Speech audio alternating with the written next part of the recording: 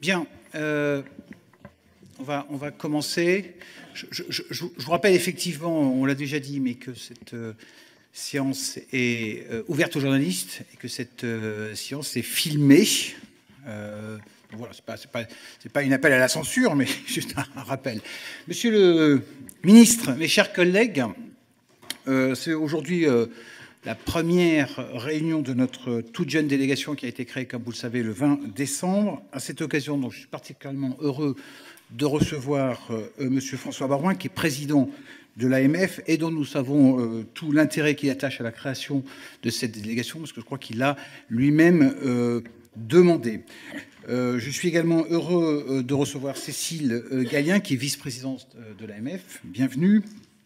Le fait que nous commencions, Monsieur le Président, par l'AMF, qui est plus qu'une association, probablement une institution dans le paysage français des collectivités territoriales, et je crois tout à fait symbolique. Alors avant de vous donner la parole, quelques précisions donc, pour l'organisation de cette réunion.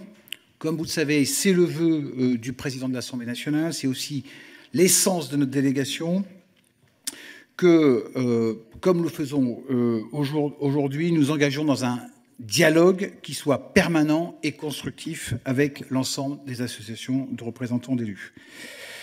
Votre audition, Monsieur le Président, sera donc suivie au cours des prochaines semaines d'autres échanges avec les autres associations ainsi qu'avec différentes instances consultatives spécialisées sur les questions relatives aux collectivités territoriales. Ces auditions, qui seront, comme celle d'aujourd'hui, ouvertes à la presse et retransmises en direct sur notre site internet, auront lieu généralement tous les 15 jours, un horaire que nous essaierons d'arrêter de façon la plus adéquate possible pour chacun d'entre vous. En tout état de cause, ces auditions se feront en avance de phase des travaux de fond que notre délégation sera amenée à engager sur les sujets que nous n'avons pas encore choisis collectivement. Si vous êtes d'accord, Monsieur le Président, je vais vous laisser tout de suite la parole pour un exposé liminaire. Je propose qu'un débat s'engage évidemment derrière avec l'ensemble des membres de la délégation et qu'on prenne, comme c'est l'usage, une première série de questions avec un représentant de chacun des groupes, si vous êtes d'accord. Monsieur le ministre. Merci, Monsieur le Président, Mesdames, Messieurs les députés, Mesdames, Messieurs les fonctionnaires de cette délégation. D'abord, je voudrais vous remercier pour votre invitation et vous dire que nous sommes avec Cécile Gallien, évidemment très honorés de représenter l'AMF ici devant vous pour cette première audition. Vous avez pu rappeler l'histoire. Vous êtes les parlementaires de la première législature, au fond, qui traverse le caractère singulier d'avoir des parlementaires qui sont exclusivement parlementaires et d'avoir des élus locaux qui sont exclusivement des élus locaux. Je croise le regard de personnalités qui étaient en quelque sorte les deux pendant de nombreuses années. Je les salue. Ils ont fait un choix, d'autres ont fait un autre choix, ce qui a été mon cas. Et cette situation nous a amenés les uns et les autres, vous du côté de l'Assemblée nationale, le Sénat, en sa qualité de haute assemblée représentant les collectivités territoriales un peu en amont, et nous, associations d'élus, à nous organiser de la manière la plus cohérente pour rapprocher évidemment les positions, pour éclairer, pour faire de la pédagogie pour le plus grand nombre, pour permettre aussi à la représentation nationale de faire les justes choix sur les sujets qui sont devant nous. Ils sont importants, j'y viendrai. Et donc nous sommes vraiment à votre entière disposition et nous sommes très honorés. C'est vrai que j'avais sollicité le président de l'Assemblée. C'est vrai que je souhaitais, avant le 100e congrès des maires de France, qu'il y ait l'équivalent de ce qui existe au Sénat, c'est-à-dire une délégation aux collectivités territoriales.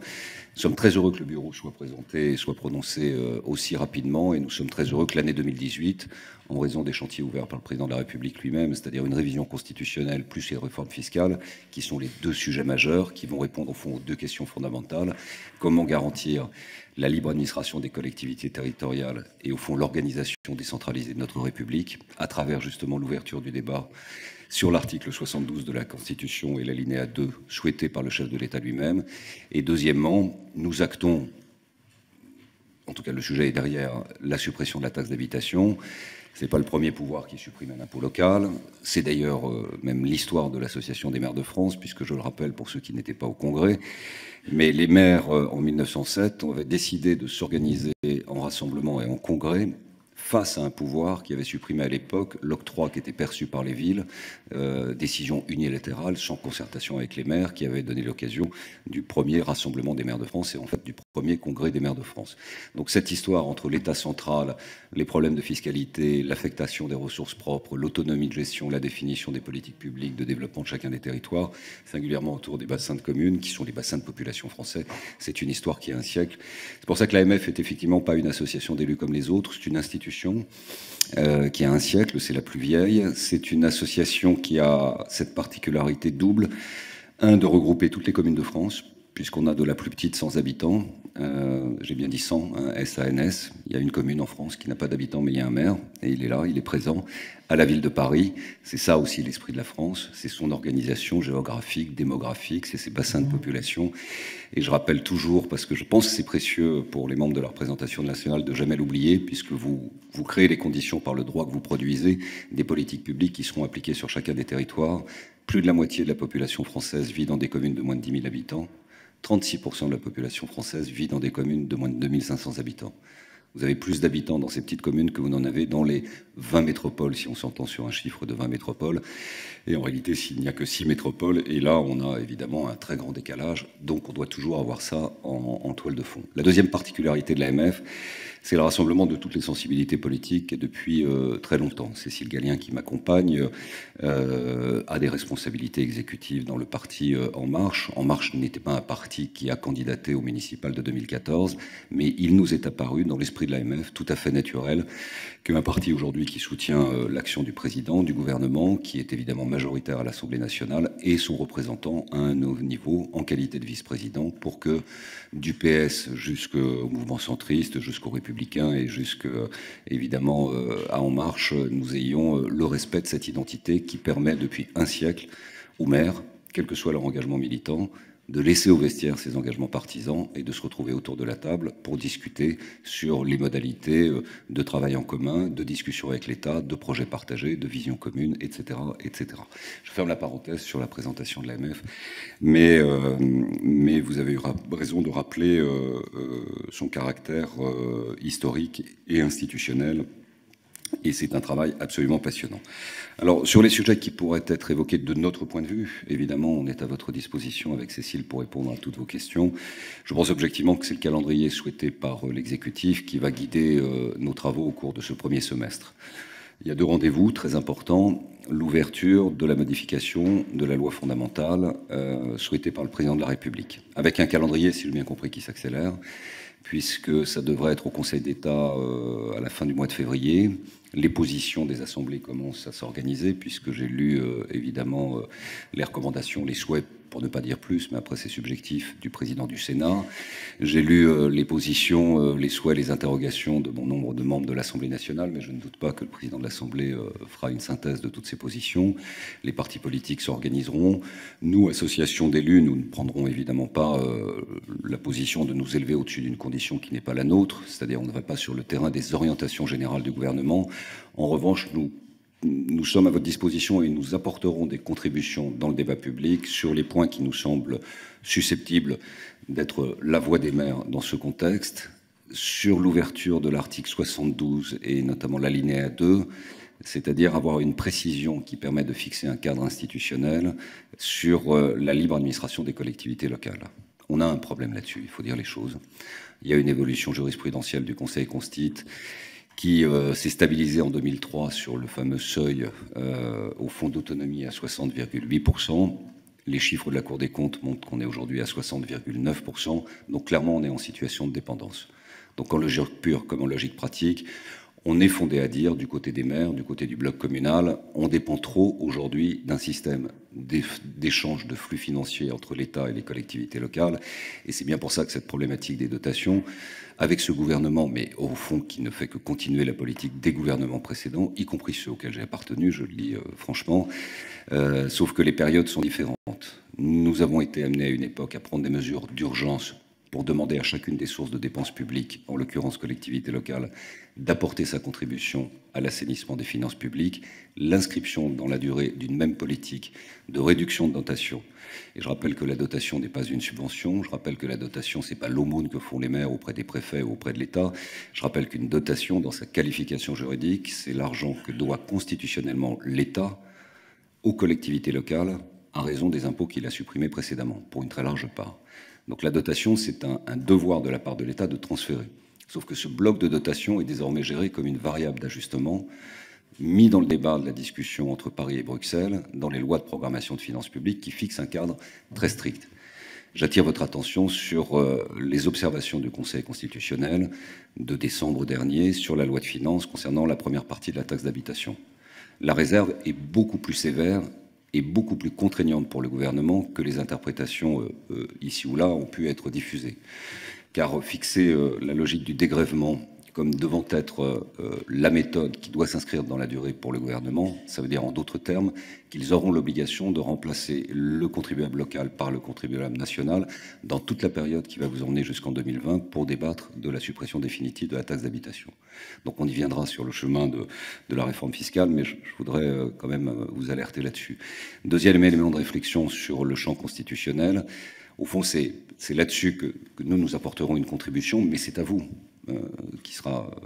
qu'il appartiendra de fixer le cadre général, vous comme député, vous comme constituant.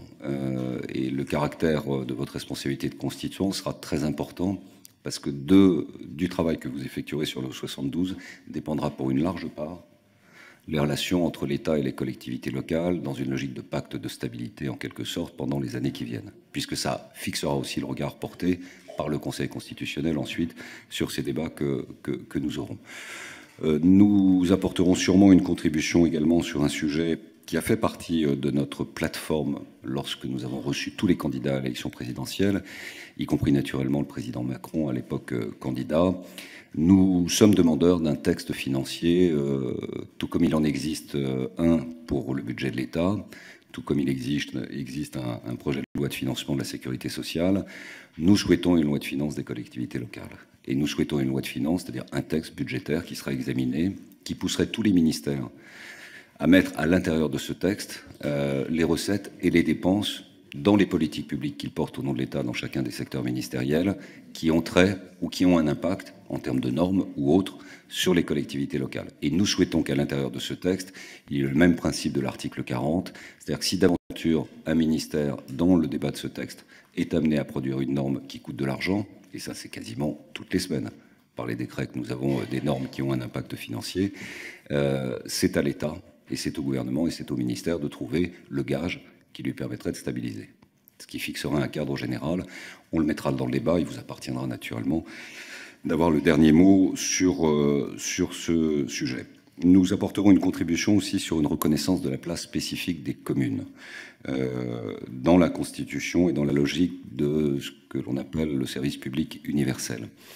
La commune, de notre point de vue, c'est pas uniquement une collectivité territoriale qui, dans certaines occasions, intervient au nom de l'État pour un certain nombre de missions de service public déléguées par l'État aux maires.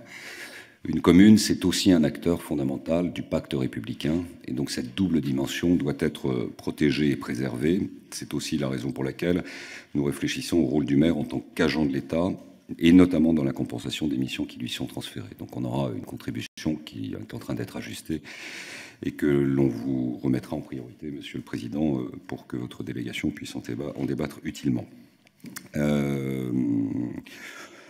On aura une position évidemment sur le cumul dans le temps des mandats locaux. Je dirais que ce n'est pas un sujet dominant, mais nous considérons, et il y a un consensus aujourd'hui établi là-dessus, on ne peut pas traiter le cas des parlementaires, voire même du président de la République, comme on traite les responsables d'exécutifs. Diriger un exécutif n'est pas une action de parlementaire. Vous ne brassez pas d'argent public, vous n'êtes pas à la tête d'un exécutif, vous êtes membre de la représentation nationale, vous avez des missions et il vous appartiendra de définir le cadre général. Mais nous souhaitons un regard différencié sur la situation d'être à la tête d'un exécutif. Ce sont aux électeurs, c'est donc un principe démocratique simple, de définir si ou non la personne en responsabilité à la tête de son exécutif est fondée à bénéficier du renouvellement de la confiance ou pas. Et à la fin, ce sont les électeurs qui tranchent.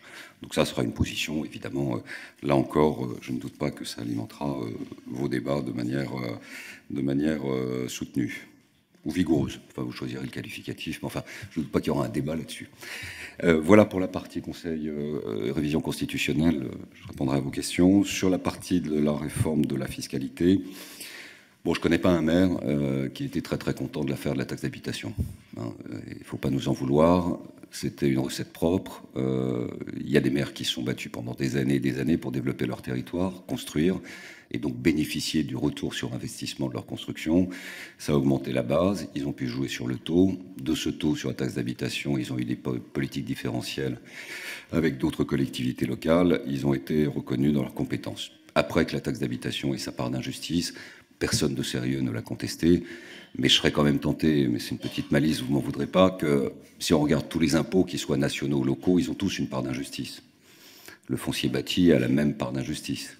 Le foncier non bâti a la même part d'injustice. Et si on va sur les impôts nationaux, mais là, sans s'élever au-dessus de notre condition, une fois encore, mais après tout, on ne peut pas s'en empêcher de le mettre dans le débat. Si on regarde la TVA, que tout le monde, quel que soit son revenu, paye la même TVA, on peut considérer qu'il y a une part d'injustice. Mais l'État n'a pas fait le choix de supprimer la TVA.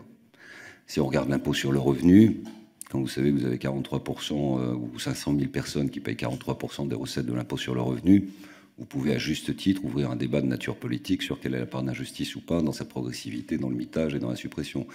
La CSG, on peut considérer qu'il y a une part d'injustice. Il y en avait peut-être moins au moment où Rocard l'a mis en place. Le taux était très faible, l'assiette était très large. Mais comme ça a été une pompe à financement de toutes nos politiques sociales, notamment très surendettées, on peut considérer que le taux aujourd'hui, il est injuste. Et il est injuste au regard de l'assiette très large de la CSG. Bref, ce débat sur justice, injustice autour des impôts, chacun pourra y piocher son interprétation et au fond sa doctrine. Mais voilà, la taxe d'habitation, c'était un engagement d'Emmanuel Macron, candidat, c'est une décision du président de la République. Nous avons donné nos positions sans crispation, mais en faisant entendre notre voix. Au fond, la suppression de ce nouvel impôt pose la question de l'autonomie fiscale pour les collectivités locales, donc de la libre administration des collectivités territoriales, donc de notre point de vue, d'une certaine manière, de l'avenir de la décentralisation. C'est la raison pour laquelle ce chantier sur la réforme fiscale doit être abordé dans toute sa dimension, parce qu'il est fondamental. Il est fondamental sur ce que nous souhaitons comme conservation de principe, c'est-à-dire garder un lien entre l'habitant et notre commune. La personne y vit, elle loue un appartement, elle y travaille, elle est propriétaire, elle apporte une contribution, ça finance les services publics. Ce lien, il est fondamental parce que c'est ça l'esprit de la commune française. Donc il ne faut pas s'en éloigner. Donc nos positions seront dans le renforcement du lien entre l'habitant et le territoire. Deuxièmement, il faut trouver une assiette et une modalité de financement qui nous donne notre autonomie et qui nous permette de nous développer. C'est pas qu'un problème communal ou c'est pas qu'un problème bloc communal, c'est un problème collectivité territoriale, c'est un bloc communal, département, région. Je crois que le gouvernement veut ouvrir le jeu de façon large. Donc là-dessus, nous serons en situation probablement dans le fin février, courant mars, d'apporter des contributions AMF, si possible, le plus proche possible des départements et des régions, mais il n'est pas certain qu'on atteigne un consensus complètement. C'est pas... Le CFL fera ses propositions, la mission Richard Burr apportera également sa contribution, et ensuite c'est vous qui aurez la main sur ce débat, mais nous sommes demandeurs évidemment de pouvoir, lorsque nous serons mûrs, prendre le temps nécessaire devant vous d'abord, parce que moi je considère que vous êtes le point de départ désormais de toutes les discussions qui devront exister entre la représentation nationale et les collectivités locales, de même que nous tenons naturellement à la disposition du Parlement, mais des commissions des finances et des commissions des lois, et puis de manière adjacente des autres commissions si nécessaire. Voilà, sans rentrer peut-être dans plus de détails pour une petite présentation un peu liminaire, un peu longue, je m'en excuse. Après, on est évidemment disponible pour répondre à vos questions. Peut-être que Cécile souhaite... ajouter. Monsieur le Président, mesdames et messieurs, voilà, d'abord je débute, donc vous m'excuserez pour ma fraîcheur peut-être. Voilà, merci en tout cas d'avoir accepté de nous recevoir. Monsieur le Président de l'AMF a dit l'essentiel. On aura peut-être aussi évidemment à travailler ensemble sur le projet de loi logement, sur la question évidemment de la mobilité qui va arriver. Peut-être une petite chose que je voudrais rajouter, dans le cadre du 11e du 100e congrès des maires, on a organisé également un atelier sur l'exécutif, les femmes et les exécutifs locaux. Alors, je suis désolée d'être une femme et de vous le dire comme ça, mais il y a une attente énorme de ce côté-là. Vous savez que 16% des maires sont des femmes et qu'avec les nouvelles intercommunalités, les femmes ont quasiment disparu des exécutifs intercommunaux. Néanmoins, il y a une attente, on va dire, de modernité. Voilà, donc si vous voulez aussi qu'on puisse travailler ensemble, en tout cas, il va y avoir un groupe de travail aussi qui va être constitué au sein de l'AMF pour faire des propositions. Et vous faire des propositions, si vous êtes d'accord, évidemment, pour les entendre. La question du statut de l'élu local, François Baroin en a parlé, et je crois qu'il faut le considérer comme étant une chance. Voilà, vous avez, pour un certain nombre d'entre vous, été maire ou élus locaux, et c'est pas la peine d'en parler, vous me comprenez très bien, donc je crois qu'il faut qu'on avance là-dessus. Dans l'ouverture, dans la modernité, dans le fait que la société aussi change, les citoyens changent, et il y a aussi des citoyens qui ont envie de s'engager en politique. Merci beaucoup. Donc, je vous propose de prendre la première série de questions. Donc, pour la République En Marche, Christophe Géretti. Monsieur le Président, bonjour. Madame, bonjour. Cher Jean-René. On a déjà auditionné, nous, dans le cadre de la Commission des Finances, l'AMF, bien évidemment. On est assez proche puisqu'on est rapporteur des collectivités avec Jean-René. Moi, j'ai quelques éléments quand même. Il y en a des généralistes et des particuliers. La problématique, la première, la réforme fiscale, bien évidemment, c'est le sujet d'actu qui est lié à la contractualisation et à la fin de la TH. Sur la TH, le fait qu'elle soit terminée ou qu'elle va se terminer, on va le dire comme ça, amène certainement la logique d'une refonte complète de la fiscalité. Et en gros, il y a le CFL qui travaille, on a les éléments. Je sais que vous avez ouvert des groupes de travail en interne. Les autres structures aussi. Quelle est la direction déjà prise ou est-ce qu'il n'y en a pas? C'est-à-dire entre un peu d'impôt national, medley, ou un impôt local modernisé, et non pas ceux qui existent, hein, je le dis clairement. Ça, c'est le premier point. Deuxième point, pour faire une réforme fiscale aboutie, 1 an, 2 ans, c'est très court. Les élections, c'est 2020. Quand on a un planning de restructuration et on sait quand on a été élu local qu'on fait un budget N-1 pour le structurer, ça veut dire qu'en 2019 on devrait avoir fini pour que les prochains puissent avoir une vraie fiscalité. Ça fait très court. Alors est-ce que 2021 peut être reposé sur la table? C'est peut-être pas à vous de répondre, mais nous on doit se la poser. Je vous l'ai dit parce que je pense que c'est un sujet quand même, parce qu'une année de plus pour faire une vraie réforme, c'est pas négligeable. Ça c'est le sujet. Après il y a un troisième sujet, parce que je ne vais pas aller sur la généralité, c'est les communes nouvelles. C'est un sujet qu'on connaît, qui est très évolutif, qui va avoir un impact à la fois sur les finances locales et aussi sur les EPCI qui se forment ou qui se sont formés. Je pense que là, il y a des positions à avoir avec les maires qui restent élus à la majorité et puis surtout au suffrage universel. Donc les communes nouvelles aussi, avec le nouvel équilibre que ça va donner dans les territoires. Et en fait, je terminerai sur le fait qu'on a une diversité de politiques publiques plutôt sectorielle et pas complètement territorialisée. Et je voudrais avoir un peu la position de l'AMF, on va dire des maires en sens général du terme. J'ai peut-être ma petite idée déjà, mais moi je suis assez favorable quand on territorialise beaucoup plus les politiques publiques que les garder sectorisées comme elles le sont aujourd'hui à travers chaque ministère. Voilà. Et j'en terminerai ainsi. Merci beaucoup. Monsieur Viala. Merci, Monsieur le Président. Merci, cher Président de l'AMF, d'être ici aujourd'hui et des propos toujours très intéressants que vous avez tenus. Moi, j'ai 2 sujets de préoccupation par rapport aux travaux de cette délégation et d'ailleurs d'un autre groupe dans lequel nous sommes un certain nombre ici à être impliqués actuellement, qui est la mission d'information souhaitée à la fois par la Commission des lois et du développement durable à l'Assemblée nationale sur une nouvelle étape de la décentralisation. Et j'ai 2 questions à vous adresser, Monsieur le Président. D'abord, je pense que le législateur français, et ce n'est pas du tout une remarque liée à la majorité actuelle, a toujours tendance à penser les choses de manière sectorielle, comme Christophe Géretti vient de le dire, et aussi peut-être en ayant, pour ce qui concerne les sujets de décentralisation de collectivités territoriales, les collectivités territoriales ou les institutions comme sujet d'étude, alors que la réalité du fond du propos devrait être l'aménagement du territoire. Et à l'heure actuelle, se pose un certain nombre de questions quant à des décisions qui sont prises avec une volonté, une intention qui est d'alléger la charge sur le contribuable, qui est aussi de revoir la fiscalité locale par exemple, mais dont on ne mesure pas les impacts sur l'aménagement du territoire. Pour ne prendre que l'exemple de la taxe d'habitation sur lequel vous vous êtes exprimé, je crois qu'un des effets pervers de sa suppression à l'heure actuelle, c'est qu'elle va modifier le regard qu'on peut porter sur l'attractivité de certaines communes par rapport à d'autres. Et je m'explique que le milieu rural va être pénalisé par le fait que des choix d'installation se faisaient au regard d'une fiscalité sur la taxe d'habitation plus faible que dans les villes, et ça renforçait des politiques conduites par des élus locaux pour faire rester ou faire revenir des populations dans des zones qui, a priori, sont plutôt en déprise. Je peux multiplier les exemples comme ça à l'envi de mesures qui ne sont pas suffisamment réfléchies. Et deuxième sujet, de manière un peu plus large, si on envisage aujourd'hui une nouvelle étape de décentralisation, chose que nous sommes en train d'essayer de conceptualiser, on part de 2 ou 3 postulats et on imagine bien que si on veut le faire de manière efficiente, il va falloir le faire plutôt en partant du terrain pour faire s'exprimer des besoins que l'État pourrait satisfaire. Et moi, je voudrais savoir comment on peut co-construire avec les associations d'élus une vision qui s'affranchisse des questions de périmètre, de fusion, de modification, des compétences de la fiscalité, etc., et qui permettent qu'on aille sonder les territoires de projet.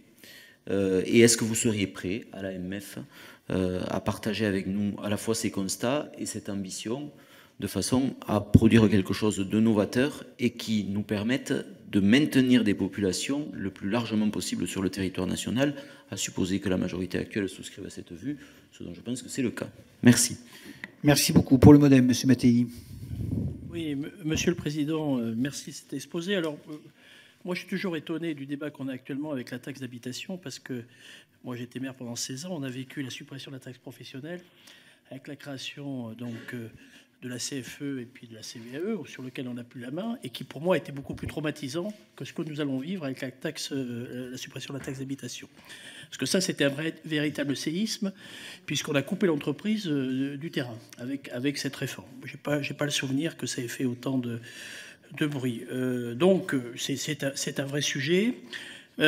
C'est vrai qu'il faut qu'on remette beaucoup de choses à plat. Il y a d'autres choses qui se posent. Il y a les regroupements des communautés de communes, les transferts de compétences, qui fait quoi, la gouvernance, qui sont des vrais sujets. Et moi, je crains beaucoup qu'en 2020, certes, on va avoir un problème fiscal qui se pose, une réflexion à avoir, notamment par rapport à l'avis du Conseil constitutionnel concernant la taxe d'habitation, et le fait qu'elle soit limitée à 80% de la population, tout ça on l'entend. Moi, je me pose la question de la crise des vocations en 2020. Parce qu'on constate dans ces grandes communautés de communes un absentéisme et donc un problème évident de gouvernance qui se pose. Et il y a un vrai sujet. Alors moi, ce qui me rassure, c'est qu'actuellement, l'axe pris par le gouvernement, c'est de maintenir les dotations pour les petites communes et donc d'aller dans le sens du respect de la ruralité, du respect de l'aménagement, de la prise en compte de ces différentes communes. D'ailleurs, bon, j'ai l'occasion de participer à un rapport sur l'accessibilité des services publics en milieu rural. Et là, il y aura un sujet, et ce que je disais aux représentants de la Cour des comptes, c'est que le premier service public en milieu rural, c'est la commune, c'est le maire et sa secrétaire ou son secrétaire de mairie. Donc là, il y a un vrai sujet. Donc à mon avis, le débat est vaste. Après, vous parlez de loi de finances pour les collectivités locales. Donc, est-ce que ça veut dire qu'on va donner plus la main au Parlement par rapport aux collectivités? Donc, tout ça, j'aimerais savoir un peu plus quels sont les actes de réflexion par rapport à ça. Voilà, je vous remercie. Merci beaucoup. Pour la Nouvelle Gauche, Madame Pires-Beaune. Oui, merci, Monsieur le Président. Merci à vous deux, d'abord, pour cette présentation. Je vais essayer de faire vite, je suppose qu'on n'a pas... Mais moi, j'aurais pas mal de thématiques à aborder. D'abord, les deux thèmes que vous avez retenus comme thèmes principaux pour vos travaux seront certainement, sans dévoiler un grand secret, ceux que nous retiendrons également au sein de la délégation, réforme constitutionnelle et réforme de la fiscalité locale. Moi, sur la réforme constitutionnelle, si j'ai bien compris, vous nous donnez aujourd'hui les axes de travail, mais vous allez donc travailler dans les semaines qui viennent parce que le calendrier est serré. Donc j'imagine qu'on aura l'occasion de se revoir, Monsieur le Président Cazeneuve, avec l'Association des maires, parce qu'on aura à échanger évidemment sur vos propositions, sur peut-être nos réflexions également. Sur la fiscalité locale, j'aurai la même question que mon collègue Christophe Géretti. En gros, votre axe à vous, c'est de maintenir un lien avec le territoire pour ce qui sera l'impôt qui se substituera à la taxe d'habitation. Moi, je n'ai pas vu de maire non plus content de la suppression de la taxe d'habitation. Cela dit, la réforme est derrière nous. Aujourd'hui, on a la responsabilité de trouver une recette qui maintienne effectivement l'autonomie financière des collectivités. Pour moi, c'est en haut de mes préoccupations, avec tout de suite derrière le lien avec le territoire, parce que c'est effectivement, me semble-t-il, les deux priorités pour construire un autre système fiscal. Après se pose la question de la taxe foncière bâtie. Les valeurs locatives étant obsolètes pour la taxe d'habitation, elles le sont tout autant pour le foncier bâti. Le raisonnement voudrait qu'on aille au bout d'une logique et que donc on englobe dans cette réflexion toutes les taxes foncières bâties et non bâties. Donc ce sera encore un chantier un petit peu plus vaste. Sur cette réforme de la fiscalité, de la taxe d'habitation notamment, ma question, c'est effectivement les compensations et les dégrèvements. C'est-à-dire qu'aujourd'hui, ça se chiffre en milliards d'euros. Il faudra qu'on intègre, évidemment, dans la réflexion ces compensations, ces dégrèvements qui aujourd'hui sont importants, notamment pour les communes qui en bénéficient, c'est-à-dire les communes les plus défavorisées. Donc il ne faudrait pas que ce soit la double peine pour ces communes-là. Sur la contractualisation avec l'État, c'est vrai qu'on n'en a pas beaucoup parlé, mais est-ce que vous, de votre côté, l'AMF, vous avez déjà proposé, vous travaillez avec l'État, j'imagine, avec le gouvernement sur le contrat type, où en êtes-vous sur cette question? Parmi les communes hors champ, c'est-à-dire celles qui ne doivent pas contractualiser, est-ce que vous faites un recensement de celles qui seraient éventuellement volontaires pour contractualiser avec l'État? Et si oui, combien y en a-t-il?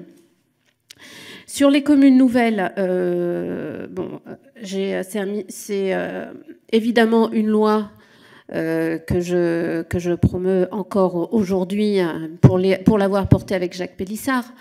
Mon inquiétude, elle est dans l'élargissement que nous avons fait dans la dernière loi de finances. Je voudrais savoir ce que vous en pensez, compte tenu qu'on est là aussi à enveloppe malheureusement ISO, ce qui veut dire que si on donne plus à certains, encore une fois, on enlèvera aux autres. Donc, que pensez-vous de cet élargissement ? Sur la loi de finances, on avait commencé à y réfléchir au sein du CFL sous la précédente mandature, puisque c'était une demande d'une loi spécifique de financement des collectivités locales. Est-ce que vous avez travaillé sur les modalités de sa mise en œuvre au regard de la LOLF? Et est-ce que vous avez travaillé notamment sur un calendrier, puisque évidemment tout ça aura des répercussions sur le déficit public, notamment par rapport à la loi de programmation, et donc le calendrier, là aussi, me semble important. Sur les dotations, voilà, on n'a pas du tout parlé, enfin vous avez évoqué les dotations en spécifiant bien que ce ne sont pas des subventions, je suis d'accord. Aujourd'hui, le problème des dotations est entier, et je pense en particulier à la DGF. Est-ce que vous allez relancer le chantier, ou est-ce que vous considérez qu'il y en a assez, voilà, et que finalement, on continuera comme ça pour encore quelques années? Et enfin, les variables d'ajustement. Moi, j'ai une question sur les DCRTP.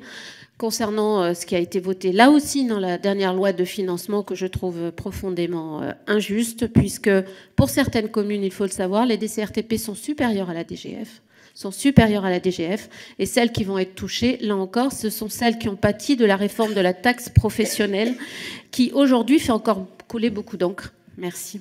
Merci beaucoup. Pour terminer, peut-être pour les groupes présents, pour la France Insoumise, Madame Taurine, pas d'intervention. Monsieur le ministre. Bien, je vais essayer d'aller de manière la plus efficace possible à toutes les questions. Bon, Christophe Géretti nous interroge sur la réforme fiscale, la taxe d'habitation, l'impôt local ou l'impôt national. C'est évidemment une très bonne question. Il y a eu un débat il y a 15 jours entre membres du gouvernement sur lequel, vous avez pu l'observer, nous sommes restés très silencieux parce qu'au fond, Nous souhaitons être sur le chemin de la réflexion partagée au sein du CFL, qui, je le rappelle, est quand même la synthèse de membres de la représentation nationale et des collectivités locales. Donc c'est aussi une institution où il y aura un travail groupé. Mais on voit bien qu'il y a un débat, y compris au sein du gouvernement, ce qui n'est pas absurde d'ailleurs. Madame Gourault nous dit la taxe d'habitation, il faudra peut-être la remplacer par un autre impôt, ou l'autre option, c'est un impôt national. C'est plutôt la sensibilité qui est la nôtre. Sur le thème, il y a deux options qui sont ouvertes et qui sont sur le débat. Peut-être même qu'il y a une combinaison de ces deux options. On n'est pas encore au stade des propositions.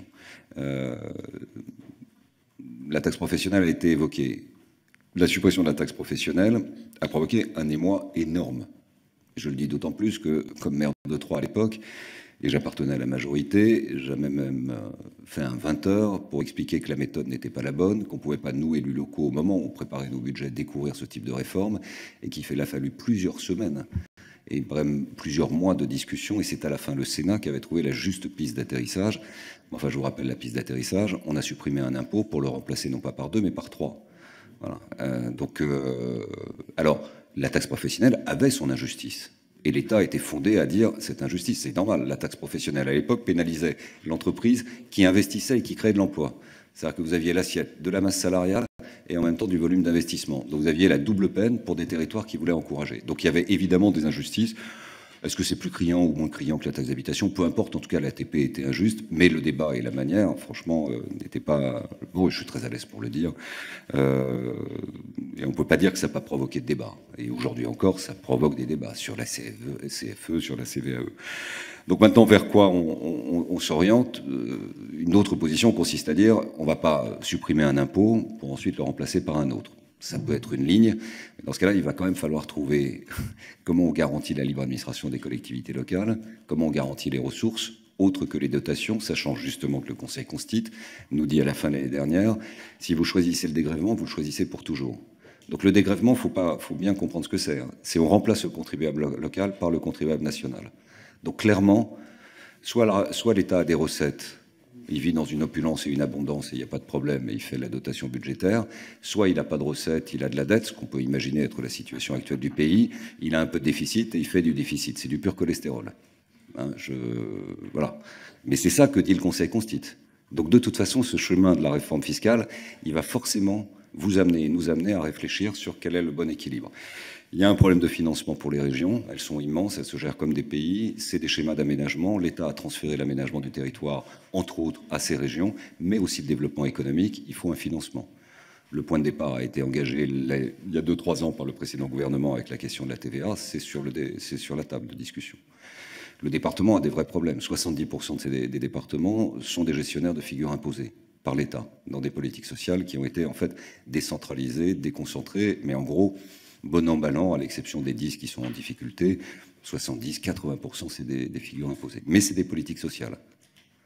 Je vois bien que l'État veut plutôt partir sur CSG vis-à-vis du bloc local. Vous avez un débat aujourd'hui parmi les élus, qui est plutôt CSG, plutôt pour une cohérence avec les politiques sociales. Donc ça veut dire qu'est-ce qui reste pour le bloc communal. Et c'est là où on va avoir des débats. Vous avez raison, Madame Pires-Beaune, mais vous êtes l'une des meilleures spécialistes, et je rends hommage à votre rapport. Il y a quelques années, même si on n'a pas toujours été d'accord, d'ailleurs, sur tous les sujets, le foncier bâti, le foncier non bâti, la question des valeurs locatives, il faut profiter de cette décision sur la taxe d'habitation pour tout remettre à plat. C'est évident. Et il ne faut pas se dire, puisqu'on supprime la taxe d'habitation, oublions les valeurs locatives. Comme tous les gouvernements ont échoué sur les valeurs locatives, j'étais le premier ministre du budget à ouvrir le jeu sur une expérimentation pendant 1 an. Dans un immense courage, on a calé. Parce que forcément, au pied du mur de bronze de nos responsabilités, on s'est aperçu que si vous avez une évolution à 120, 130, 140% uniquement sur la partie des baux commerciaux, qu'est-ce que ça va donner sur les habitations? Donc vous risquez d'avoir des effets de ciseaux et des tensions qui sont inacceptables. Donc nous, on va sûrement plaider pour profitons de la suppression de la taxe d'habitation pour réfléchir sur ce qu'est ce lien entre l'habitant et l'usager d'un service public et le territoire. Et donc regardons toutes les recettes, il n'y en a plus que 3. le bâti, le non-bâti et la taxe d'habitation, et voyons sur la question des valeurs locatives. Et je pense que c'est une occasion unique qui se reproduira probablement pas à travers ce débat sur la réforme fiscale de remettre à plat les valeurs locatives. Et vous aurez plus de maires qui accompagneront le dispositif de revalorisation des bases locatives avec la suppression de la taxe d'habitation, puisque la suppression, à raison de son injustice, supprime pour une large part les injustices qui auraient pu, à l'envers, être constatées au moment de la revalorisation de ces bases locatives. Voilà, donc je ne veux pas trancher aujourd'hui, je ne veux pas vous dire, tiens, on a une idée. Oui, on a des idées, mais je ne veux pas les mettre dans le débat aujourd'hui, parce que d'abord, on a un processus démocratique comme vous, très engagé, discussion au bureau, puis au comité directeur, et ensuite la position sera celle de tous les maires, tenant compte aussi des sensibilités des uns des autres. Élection 2021, objectivement, c'est une décision de l'État, du gouvernement, du président de la République. Les maires seront schizophrènes là-dessus, ils seront tous à l'unanimité très contents d'avoir un an de plus pour pouvoir atteindre leurs objectifs d'investissement, et en même temps la tendance c'est de considérer que les élections municipales c'est un truc très particulier et qu'elle ne doit pas être nationalisée ou dans une ambiance nationale. Donc là je donnerai juste la position du maire de Troyes, c'est-à-dire je ne m'engage que moi-même. Moi, je me suis engagé pendant 6 ans devant mes électeurs, avec mon équipe municipale, à tenir des engagements. Je ne veux pas être jugé sur l'ambiance nationale ou sur un contexte national. Donc, fusionner régional, départemental, municipal, la même année, à 1 an de la présidentielle, c'est un peu altérer la qualité de la sincérité du lien qui existe entre le maire et ses habitants, un peu comme le lien qui existe entre le président de la République et ses habitants. On voit bien les avantages qu'il peut y avoir. La taxe d'habitation peut être une justification. Les obstacles constitutionnels ne sont pas minces pour le gouvernement, puisque vous savez qu'on ne peut pas avoir, pour 2 élections sénatoriales différentes, le même corps électoral. Donc ça veut dire que, de fait, si vous décalez les municipales, vous êtes obligé de décaler le renouvellement du tiers en 2020 des sénatoriales. Après, ce sont des arbitrages, c'est pas à nous qu'il appartient de nous prononcer là-dessus. Sur les communes nouvelles, nouvel équilibre, l'esprit de la commune nouvelle, c'était au fond de favoriser une nouvelle forme d'intercommunalité sur une base volontaire, avec un partenariat et dans un bassin de territoire qui correspond peu ou prou au bassin INSEE démographique, sur lesquels les uns et les autres peuvent mutualiser, avoir des services communs, partagés, etc. Ça a très bien marché. On n'est pas capable de dire si ça a très bien marché parce que c'est allé en parallèle dans un calendrier synchrone avec la baisse et la chute libre des dotations et qu'il y a eu un peu l'appât du gain avec la préservation de niveau de dotation. Ça continue de bien marcher, mais on n'est pas capable de dire aujourd'hui. Donc je réponds en fait et à M. Guéretti et à Mme Pires-Beaune sur l'avenir des communes nouvelles. La position, c'est de ne pas s'éloigner de l'esprit du législateur. L'AMF est à l'origine de cette idée, parce que l'AMF n'est pas une structure recroquevillée, repliée sur elle-même. Elle entend, elle écoute, elle voit les avantages d'un meilleur rapport qualité-prix pour l'usager, le contribuable, l'administré. C'est pour ça qu'on est allé sur les communes nouvelles, c'est pour ça que mon prédécesseur, Jacques Pélissard, avec vous-même, madame, avait co-rédigé ce texte. J'ai moi-même fait la 2e lecture en ma qualité de président de l'AMF au Sénat. L'idée, c'est pas une carotte fiscale va structurer une intercommunalité gagée dans la durée. Et on n'est pas favorable à s'éloigner de cet esprit de départ. C'est-à-dire qu'en fait, on n'est pas favorable à l'inscription dans le temps, du bonus des dotations garanties. Il faut que ça s'arrête à un moment. Parce que l'esprit de la commune nouvelle, c'est pas de pousser coûte que coûte à une intégration permanente de communes nouvelles partout sur le territoire. L'esprit de la commune nouvelle, c'est offrir un véhicule juridique, stable, dans l'esprit de l'intercommunalité, qui permet à des territoires de s'organiser différemment que ce qu'on leur a proposé jusqu'à présent. J'espère répondre à votre question, Mme Pires-Beaune.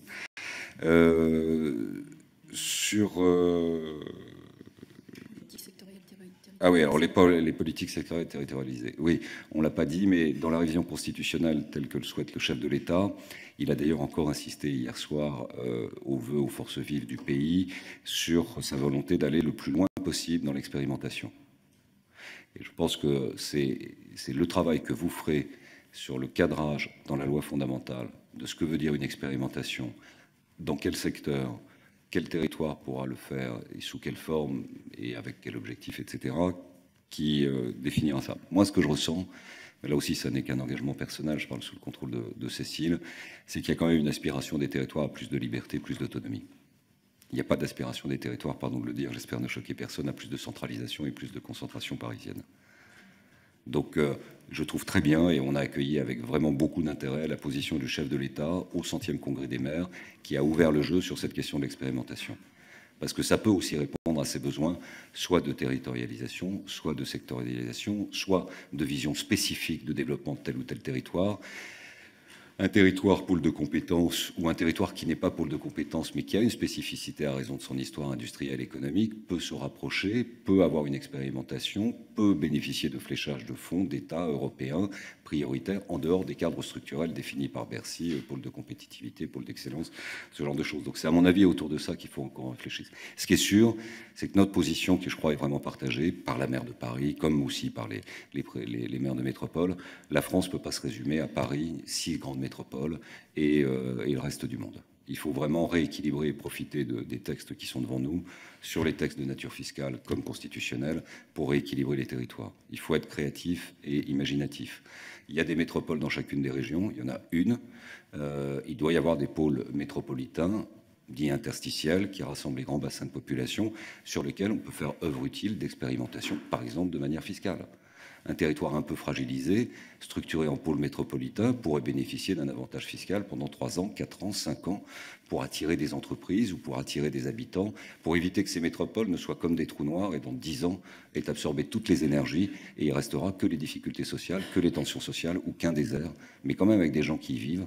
Et c'est pour ça que nous, on vit toujours très mal et on se bat contre le discours « il y a trop de communes, il faut les rassembler », etc. Parce que une commune, c'est une communauté de vie. C'est quand même ça, l'appellation commune, elle naît au lendemain de la Révolution française en rassemblant les hommes et les femmes qui vivaient, qui avaient décidé de vivre dans un bassin de population. Un point haut, un point bas, près d'une rivière, pour se protéger, peu importe, ils se sont mis ensemble, ils ont décidé de vivre ensemble. Et vous aurez toujours des routes à financer pour accéder à un petit lieu-dit, vous aurez toujours la surveillance du dispositif incendie, secours, s'il se passe quelque chose. C'est ça le service public de proximité. Et c'est là où nous, on est, je pense, irremplaçable comme soutien à l'État, pour faire en sorte que, où qu'on se trouve sur les territoires, on répond présent. Arnaud Viala, sur la nouvelle décentralisation. Alors, je n'ai pas le sentiment qu'on rentre dans une phase 3 lourde de décentralisation.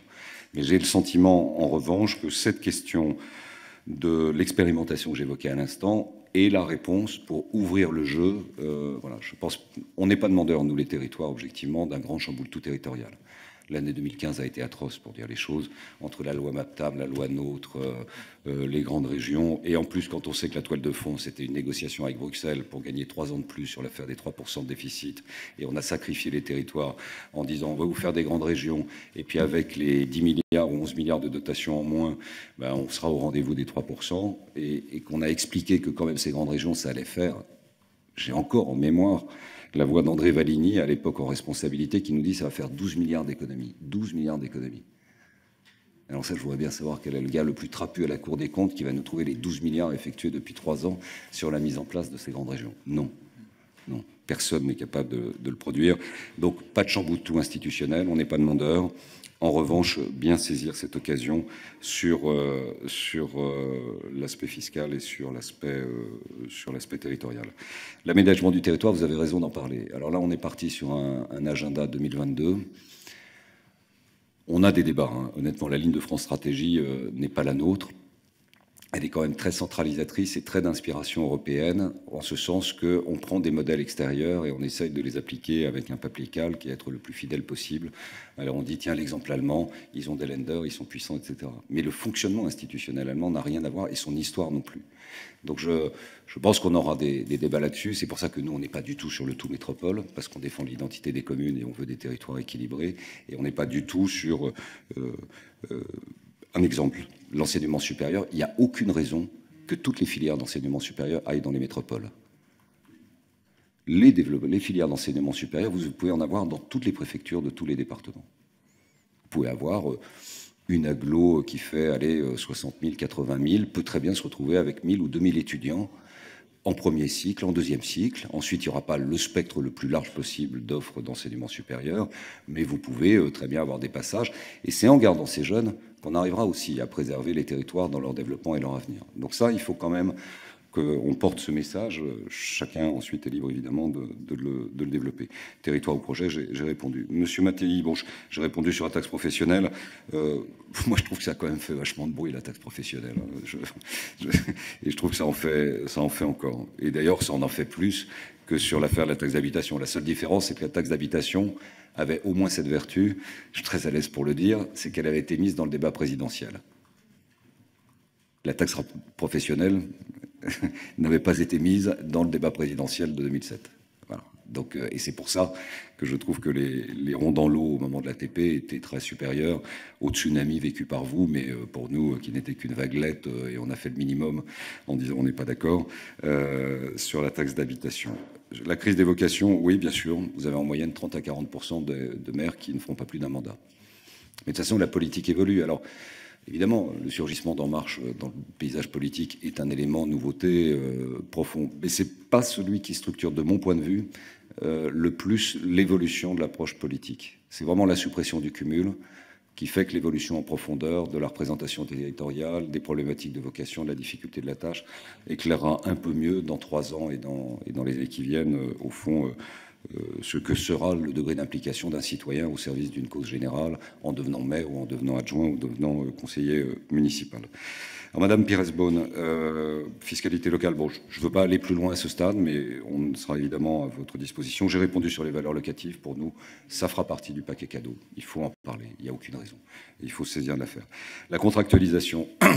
Alors, l'AMF ne prend pas de position particulière sur la contractualisation parce qu'au fond, ça concerne les gros, et c'est les grosses structures qui sont au moins 60 millions d'euros de fonctionnement. Donc effectivement, ça fait un peu plus de 320, 340, 360. La cote n'est pas encore complètement définitive, mais bon. Donc sur la contractualisation, au fond, il y a les 3 critères. Les critères de pauvreté, vous avez un 2e critère et un 3e critère sur niveau d'endettement et autres. Nous, on s'est beaucoup battu en amont pour faire entendre raison sur quand même un cadre contractuel qui était largement dessiné par Bercy. L'affaire des 12 ou 13 années d'investissement qui était dans le débat au départ et qui a tenu quand même très très longtemps. Il faut vraiment ne pas avoir géré une collectivité locale pour savoir qu'au fond, c'était l'empêchement d'inscrire dans la durée un projet d'investissement et que ça favorisait l'investissement de très court terme, à 6 mois, 1 an. C'est-à-dire que vous n'aviez plus de projet de développement de long terme, mais que vous n'aviez plus que du court terme. Et pourquoi ? Parce que Bercy ne veut plus d'investissement. Ils ne veulent plus d'investissement porté par les collectivités locales, non pas parce qu'ils veulent plus d'investissement, ils savent que c'est un pilier du développement économique de notre pays, mais ils considèrent qu'à chaque fois qu'un élu fait de l'investissement, ça fait du fonctionnement derrière.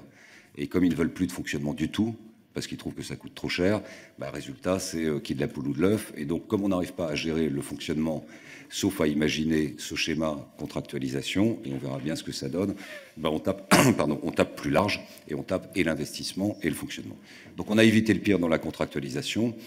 Après, par définition, un contrat, c'est 2 parties.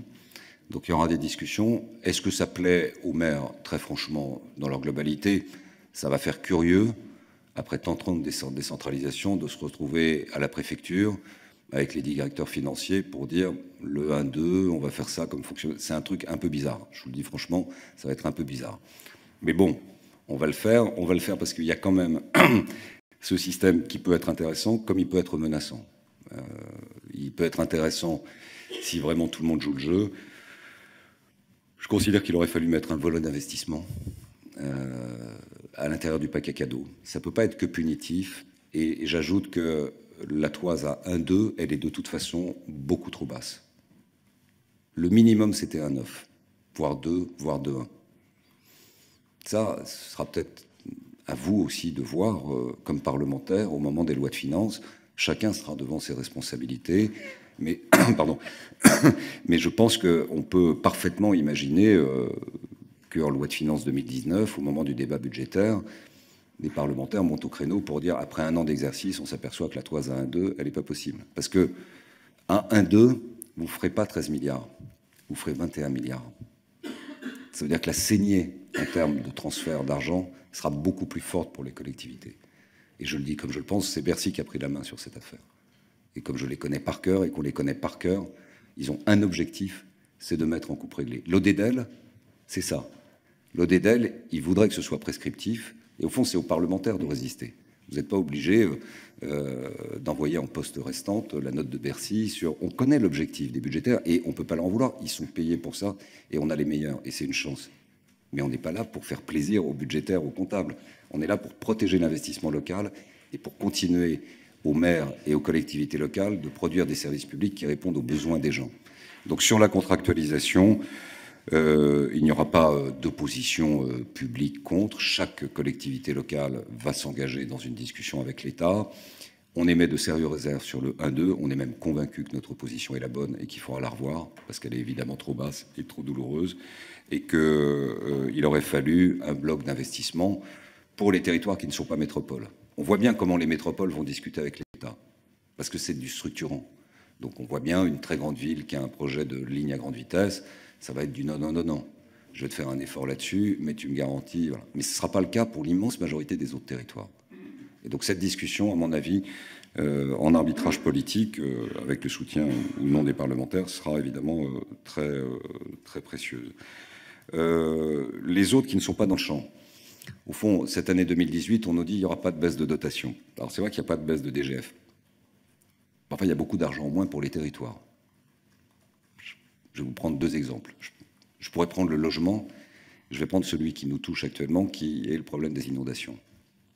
Le milliard supprimé aux agences de l'eau, c'est un effet de levier en moins pour le financement des digues et des ouvrages d'art sur toute la vallée de la Bassée qui concerne la Seine-et-Marne, comme tout le champ aval de l'agglomération parisienne. Là, on est parti sur 1 mois et demi de décrue lente, avec tout ce que ça veut dire d'efforts demandés sur les digues, sur les ouvrages d'art et autres. Donc mais c'est pas une position, voilà, on n'a pas pris de position publique là-dessus, mais je pense que puisqu'on est en délégation aux collectivités locales et qu'on met tout sur la table, après vous ferez évidemment votre analyse et votre synthèse. Mais quand on retire 1 milliard aux agences de l'eau, parce qu'on considère que c'est des données dormantes, ben on sait qu'on a le milliard plus l'effet de levier en moins sur les investissements qui seront effectués pour protéger les zones de population, voilà. VNF aussi, etc. Donc on peut dire il y a l'arrêt de la baisse des dotations, mais il y a beaucoup d'argent en moins dans les choix budgétaires, parce que ce sont des choix d'abord et avant tout budgétaires pour les territoires. Le logement, c'est pareil. L'APL, c'est d'abord une mesure budgétaire. Alors ensuite, on essaie d'écrire une histoire d'un projet qui peut avoir sa rentabilité. Enfin, les conséquences pour l'année 2018, en investissement en moins dans les cages HLM, dans les projets en rue et autres, il va falloir donner beaucoup de garanties pour relancer la mécanique dans les 2-3 années qui viennent. Donc on a beaucoup d'espoir pour la conférence du consensus. En tout cas, on apportera nos contributions en lien avec le Sénat. Mais je pense que c'est précieux pour vous, membres de la représentation nationale, de bien avoir en tête qu'on a beaucoup moins d'argent et que la question des dotations n'est pas la seule question des finances publiques. Sur les communes nouvelles, j'ai déjà répondu. Sur la loi de finances locales, au fond, le bon calendrier, ce sera... Alors, je dis bien loi de finances, pas loi de financement. Parce que qui dit loi de financement dit objectif prescriptif, exemple ONDAM, où c'est le Parlement qui fixe le cadre général sur la base des propositions, avec ensuite les comités d'alerte en juin, etc. Loi de finances, il n'y a pas d'élément prescriptif. Et nous, on ne veut pas d'un ODEDEL prescriptif. L'ODEDEL, c'est une invention de Bercy, ça leur fait plaisir, ça leur donne des idées pour travailler sur des martingales et des algorithmes. C'est pas notre affaire. Nous, on ne veut pas de trucs prescriptifs. Quel est le bon calendrier? Moi, je pense qu'en juillet, c'est bien. Session extraordinaire, un collectif budgétaire qui ouvre le débat budgétaire et qui permet au mois de juillet, certes en session extraordinaire, d'avoir une semaine de débat à l'Assemblée sur les liens État-collectivité locale inscrits dans la durée. Voilà. Sur les dotations, ça je voulais évoquer. Alors, les dotations, nous c'est très simple, on ne veut plus de baisse de dotation, hein, c'est notre position. Donc c'est une position qui sera irréconciliable. Non mais au moins c'est simple à comprendre, c'est une position irréconciliable. On a donné beaucoup. La Cour des comptes met en lumière l'effort qui a été produit. Je rappelle que la source collectivité locale est la seule qui a apporté 2 milliards en net de réduction du déficit budgétaire. Plus personne aujourd'hui ne le conteste.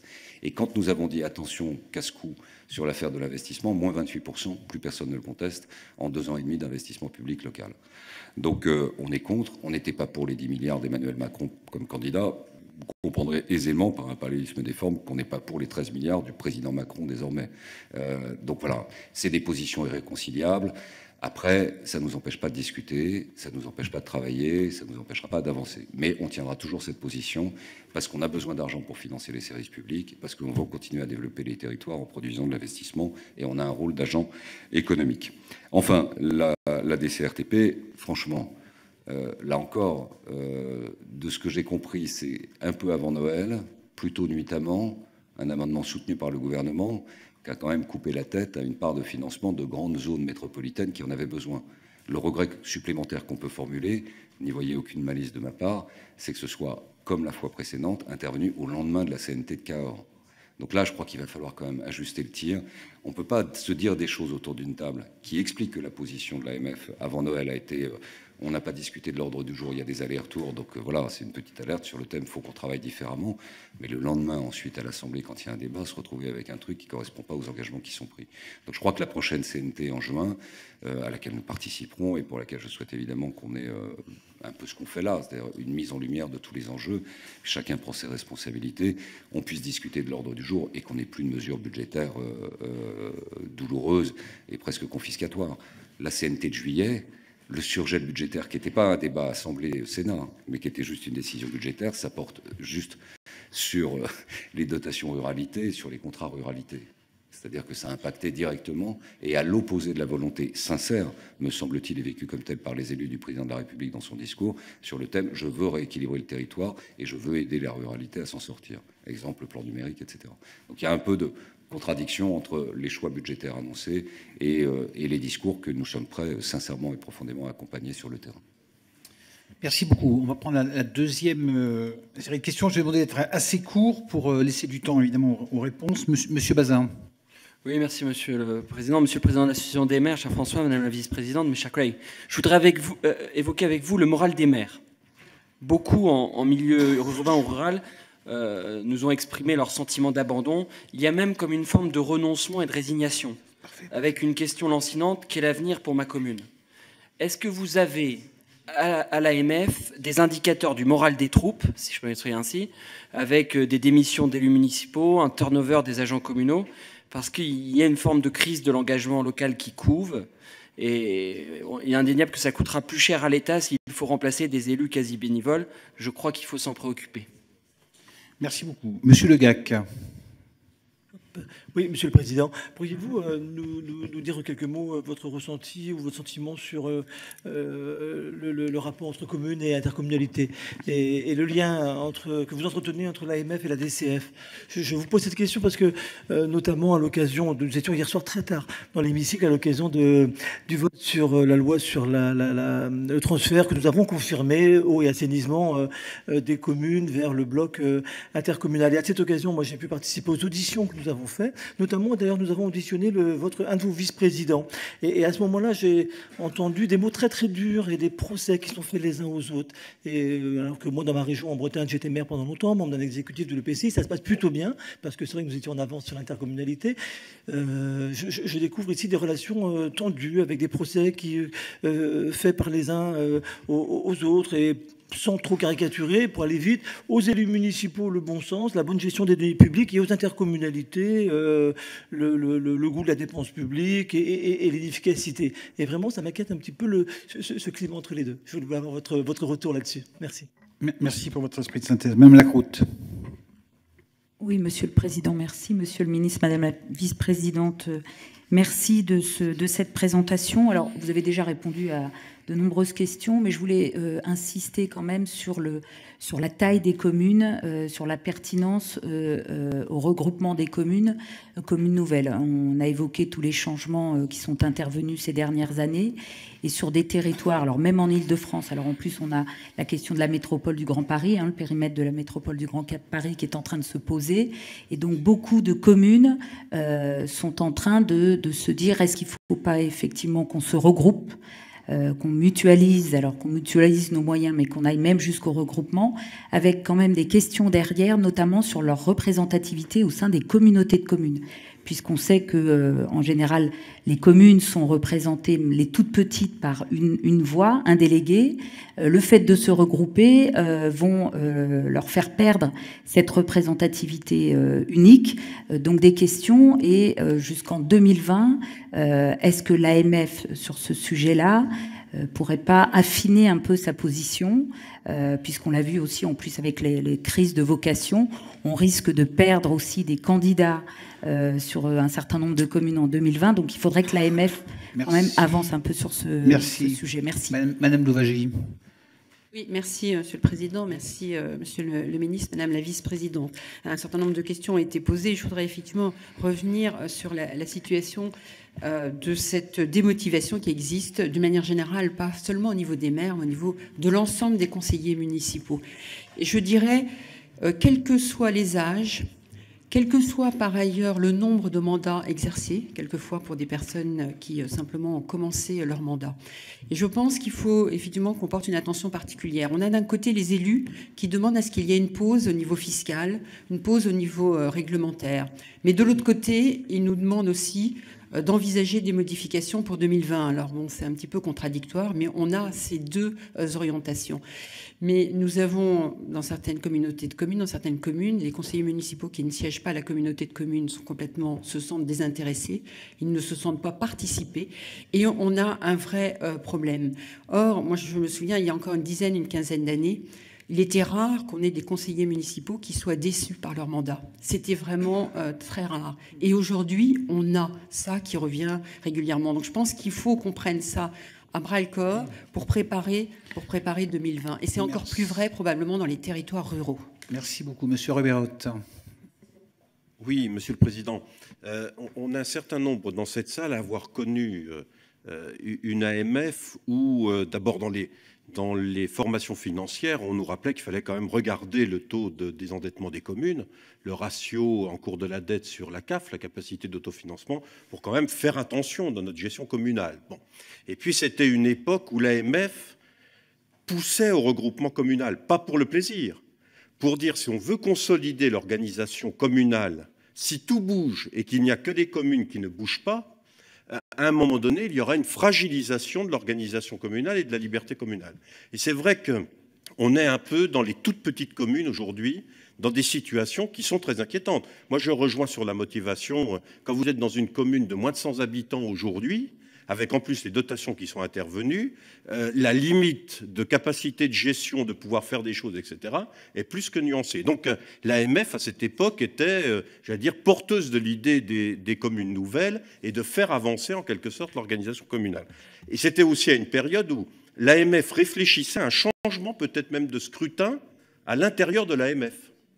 Faire en sorte qu'on rééquilibre un peu le poids entre les communes pour faire en sorte de retrouver une dynamique. Alors je voulais simplement savoir où on en était par rapport à tout ça. Merci beaucoup. Madame Blanc. Oui, Monsieur le Président, Monsieur le Ministre, Madame la Vice-Présidente, que je salue en tant que femme, et on est nombreuses ici à avoir abandonné nos mandats de maire ou de présidente d'interco, donc on contribue à la diminution du pourcentage de féminisation de la gestion de nos collectivités locales. Moi, je voudrais revenir sur la taille critique des communes. C'est un sujet, on sait, qui est toujours délicat à aborder. Mais c'est vrai qu'aujourd'hui, moi, j'ai toujours défendu la complémentarité et le binôme indissociable que représente la commune et l'intercommunalité. C'est quelque chose qui est dur à tisser, qui est dur à créer sur le terrain. Et pourtant, je pense que c'est vraiment l'état d'esprit indispensable pour arriver à travailler, à porter des projets de territoire pertinents. Et c'est aussi indispensable pour garder la proximité. Aujourd'hui, je sais que moi j'avais travaillé comme ça sur mon territoire en essayant justement de regrouper quand même certaines communes qui étaient très faibles, parce que vous disiez qu'il y avait des communes sans habitants, et il y a des communes avec très peu d'habitants et avec très peu de budget. Et donc même pour faire les routes, ce que vous évoquiez tout à l'heure, c'est tout à fait impossible pour eux. Ils n'ont plus aucune capacité. Au-delà de la sous-représentativité qu'ils ont au sein de l'intercommunalité, ils sont aussi dans l'incapacité de faire. Et le peu de compétences qu'ils ont, ils souhaitent les transférer justement à l'interco parce qu'ils sont plus en capacité au-delà de financières, même humaines, de les gérer. Donc moi, ce que je voudrais savoir un petit peu, justement, quel est le discours et quelle est la pédagogie que l'AMF apporte aujourd'hui dans le contexte qui a déjà été évoqué de création de communes nouvelles, en disant, aujourd'hui, de grandes intercommunalités, oui, moi j'en suis une fervente défenseuse, mais dans la mesure où on limite le nombre de compétences qui sont exercées sur l'intercommunalité, où on laisse aux communes un certain nombre de compétences.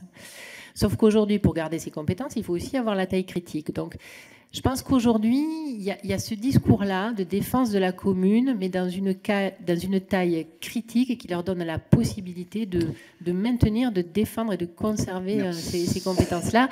Et puis, une dernière question. Quel est votre avis concernant l'élection au suffrage universel direct des présidents de PCI? Monsieur Fesneau, ça on a peut-être déjà la réponse. Monsieur le Président. D'abord, merci le Président Baroin de sa présence pour cette audition. Moi, j'avais quelques points. D'abord, les points de convergence. Il me semble qu'on partage l'idée qu'il faut profiter de la réforme de la taxe d'habitation pour une refonte globale de la fiscalité locale, avec un débat quand même qui reste lancinant, autonomie financière, autonomie fiscale. Et il y a peut-être un mixte des deux à avancer sur cette affaire-là. Je ne suis pas sûr qu'il faille s'arc-bouter, mais je n'ai pas dit que vous aviez dit ça d'ailleurs, sur l'autonomie fiscale uniquement.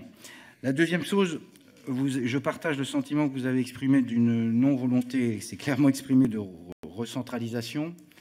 Et en même temps, il y a la question de la présence de l'État et de la puissance publique. C'est-à-dire qu'il y a quand même une volonté de présence de l'État et de la puissance publique. Et je voudrais rejoindre ce qu'a dit le collègue Mattei sur l'idée que peut-être pourrions-nous faire de la commune le lieu central et émergent de la puissance publique. Et que passe par les communes, éventuellement avec les intercommunalités. Mais je pense que dans les communes, il y aurait quelque chose d'utile dans les affaires de communauté.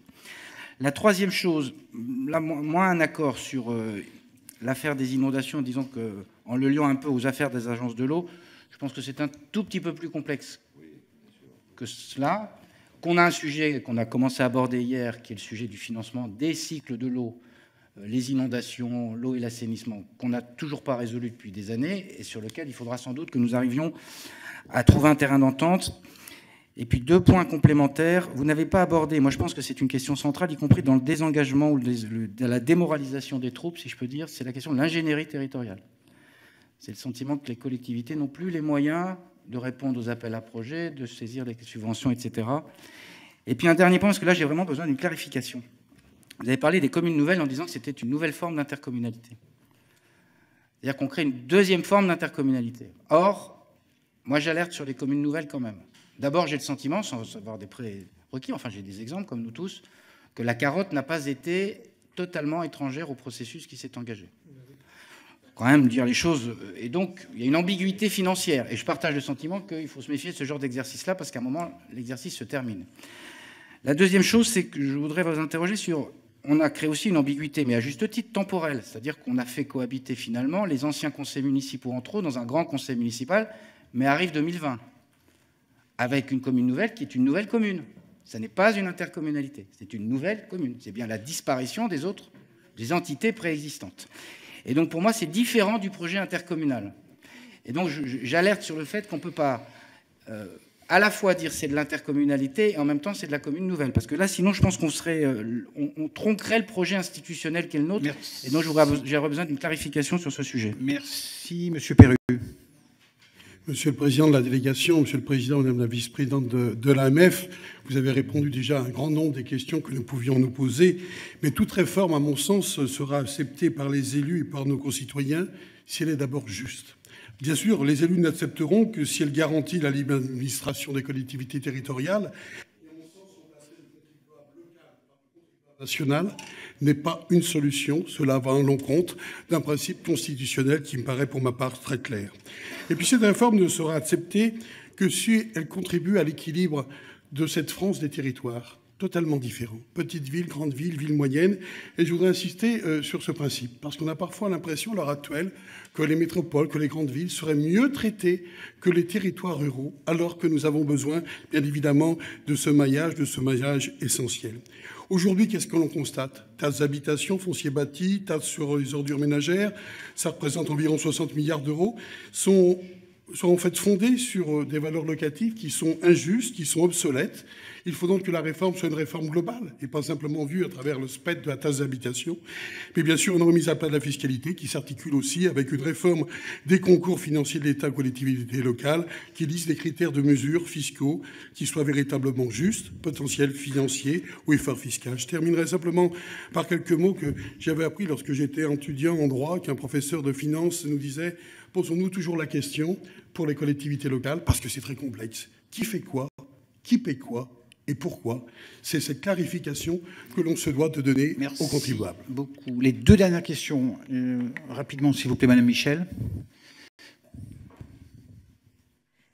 Merci, Monsieur le Président. Monsieur le Ministre, Madame la Vice-Présidente, je vous remercie pour vos réponses aux questions riches déjà posées. Je voudrais vous saluer, Madame la Présidente, de parler du rôle insuffisant, certes, des femmes dans ce domaine-là, et je suivrai avec la plus grande attention leur retour, si je puis dire, dans ce milieu.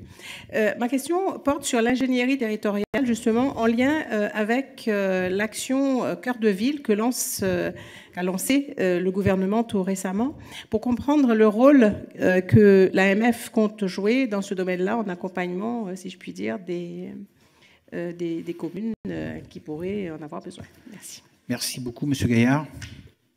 Merci, Monsieur le Président.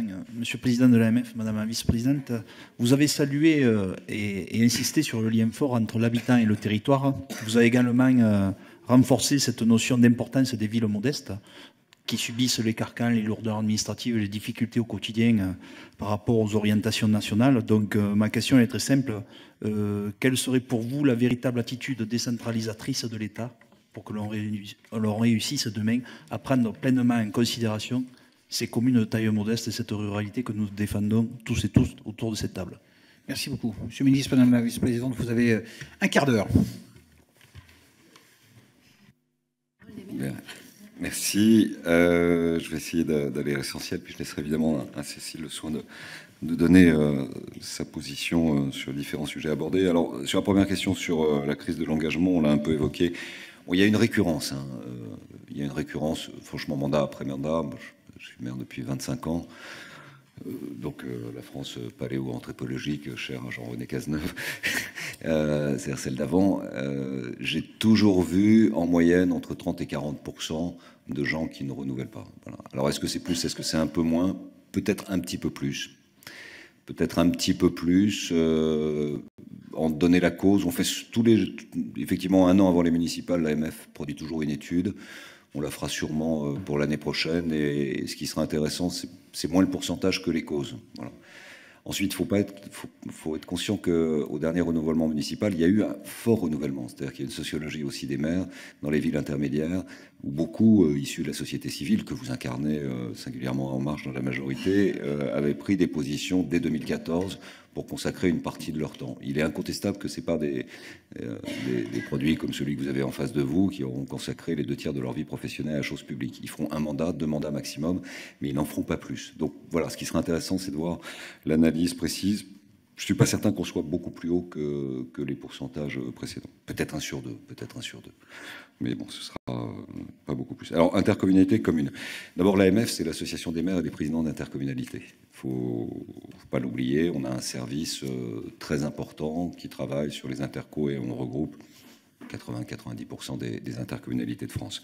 Donc on est vraiment la structure qui rassemble tout. On ne se vit pas dans une compétition vis-à-vis de qui que ce soit. Si vous voulez, il y a l'AMF qui est cette institution, et ensuite chaque association d'élus, et c'est normal, défend la particularité singulière de l'organisation au fond de la structure qui défendent. Donc, en tout cas, nous, jamais on est dans cette posture. J'entends ce que vous me dites, je suis surpris de les voir, parce qu'au fond, opposer les élus communaux et intercommunaux, c'est accepter que chacun ne trouve pas de médecin pour gérer sa propre schizophrénie, pour résumer. Parce qu'on est tous élus communaux et intercommunaux. Et on a tous cet attachement lié à l'onction du suffrage universel dans notre responsabilité municipale. Et on est tous passionnés, on considère que c'est une chance de pouvoir travailler à un échelon supérieur avec une ambition plus élevée, une vision plus large et sur des secteurs et des territoires et des compétences très complémentaires de ce que produit comme service de public proximité du coin de la rue l'élu municipal. Donc au fond, c'est très complémentaire et l'AMF ne vivra jamais ces deux fonctions comme une compétition, les vivra au contraire comme une complémentarité dans le sens de l'histoire, pour que les choses soient claires. En revanche, la position de l'AMF a toujours été sur l'intercommunalité, sur une base volontaire, et pas sur une base obligatoire. C'est pour ça que l'AMF, dans l'histoire, a toujours pris des positions, quels que soient les gouvernements d'ailleurs, de droite ou de gauche, opposées à tout ce qui allait dans un champ administré, orchestré, imposé par l'État. C'est ça, au fond, la position, c'est la base du volontariat. C'est pour ça qu'elle a porté la commune nouvelle. En tout cas, sur l'affaire de l'eau-assainissement, nous avons suivi avec beaucoup d'intérêt, puisque nous avions un représentant de l'AMF cette nuit, évidemment, l'amendement d'appel du président Fesneau, mais chacun connaît le président Fesneau.